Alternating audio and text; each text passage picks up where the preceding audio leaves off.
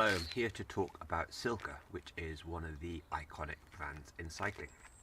Silca is an Italian brand which is over 100 years old and made some of the most amazing floor pumps. Every good bike shop probably in the world has a floor pump made by Silca. They often last 10-15 years and get passed on from one mechanic to another. But they slightly fell into disrepair as a company over the last 10 years, lost their way a little bit, but were given a new lease of life when some of the product guys from Zipp left Zipp, bought Silca, took Silca's sort of IP from Italy and over to the US, and the brand's been completely reinvigorated. It's a really interesting brand now, do some amazing products, really kind of making tools and pumps and stuff sexy again. And it's a sort of really cool marriage of sort of Italian design flair and some of the R&D of what Zipp were when they were at their sort of pomp. So it's really cool, and it's the sort of stuff that, you know, when you get to use Silca stuff, it's more than just a tool and stuff. It's something that's actually quite tactile and pretty cool. So Silca, you know, made their name in pumps, floor pumps to start with, so they take their pump game very seriously. They have a number of different pumps. Obviously you've got your iconic floor pumps, and they have a number of different pumps when you are riding your bike.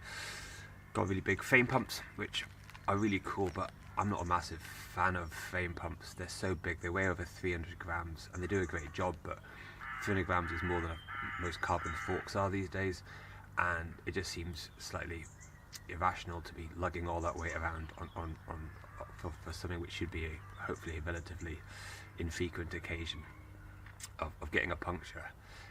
Almost feels like people who have big frame pumps are almost doing it as a sort of, you know, design statement rather than a rational purchase. You also then have the complete opposite end of that, which is these tiny little floor pocket pumps, which some brands do.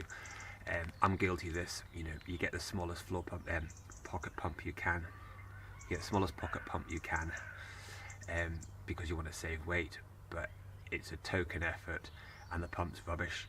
And if you get a puncture, you're like, you know, you're doomed. You might get up to 50 psi. Your hands are red raw because it's so hard to do. The pump is burning hot because it's, you know, it's badly designed. And basically, if you get a puncture in a group, you're desperately looking around for your group to see who's got a better pump than you do. So this is Silca's attempt at that. It's not a pocket pump. They do a beautiful Ipiro pocket pump, which was like a bestseller last year, which is really nice.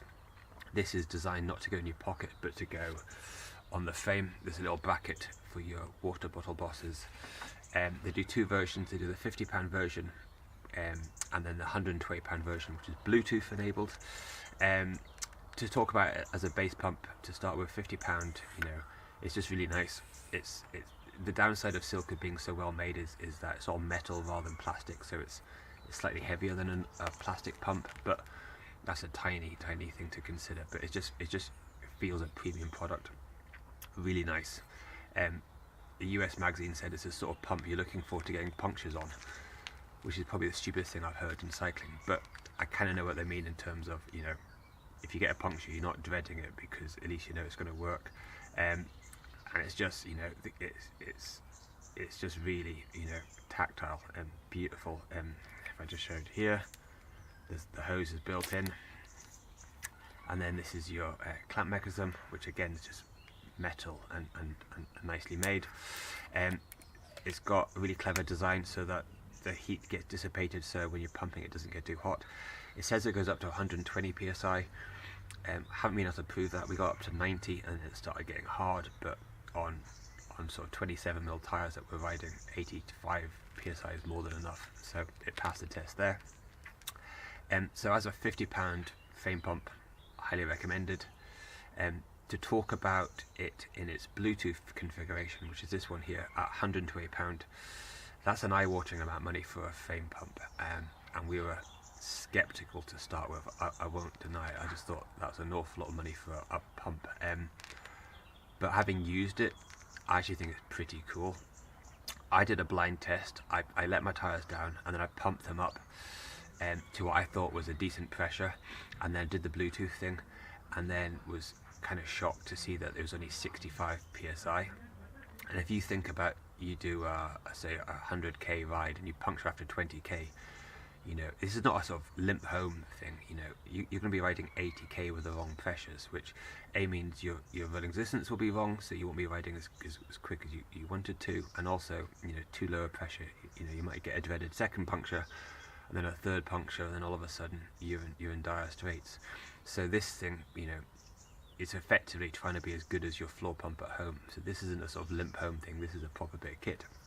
And the other thing I've just realised, what would be amazing about this is, if you go and do your A race of the year or a big training camp, often because you're flying, you don't take a floor pump with you, which means your rides back home in the UK, you've got, you know, your PSI down to, you know, to 2 or 3 PSI accuracy, and then you go and do your A race of the year and you're kind of winging it, which just seems wrong in all sorts of metrics. Whereas you can bang this in your bike box, and then you can pump, you know, your tyre up to exact PSI, I'm going to do 10 seconds. and you're laughing. So in a way, this isn't just a fame pump, it's almost like a mini, you know, race track pump replacement. So it's really cool. The only thing I was slightly concerned about was Bluetooth and how quickly it synced. So far it's been pretty good.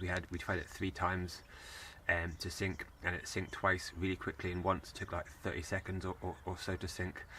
I need to continue to check that, because the one thing I think would drive you insane is if it's pissing down with rain and you with a group of 5 mates and everyone was cold and wanted to start riding again, and you were sort of sitting by the side of the road looking at your pump not pumping, and people were shouting at you about why weren't you fixing your tyre, and you were saying, oh, I need to wait for my Bluetooth to sync. I think if you did that, you would run out of mates quite quickly. So, you know, that's something that we need to test more and more, but so far so good. So, you know, £120 for a frame pump is a lot of money, and it's almost exactly the same price as a Piro pocket pump, which I really like, and I'm split on which one I prefer. I think the Piro's, you know, a much more kind of versatile pump in terms of you put it in your pocket, it's so light and it's just really nice.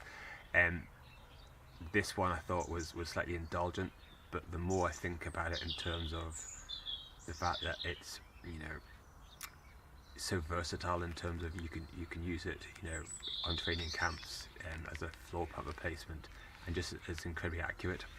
It's actually pretty cool. I think it's the sort of thing that, you know, the more you ride it and use it, and the more you appreciate it, which is always the hallmark of a good product. You know, the more you use it, the better you enjoy it. That to me is something going in the right direction. So, yeah, a skeptic has become a convert.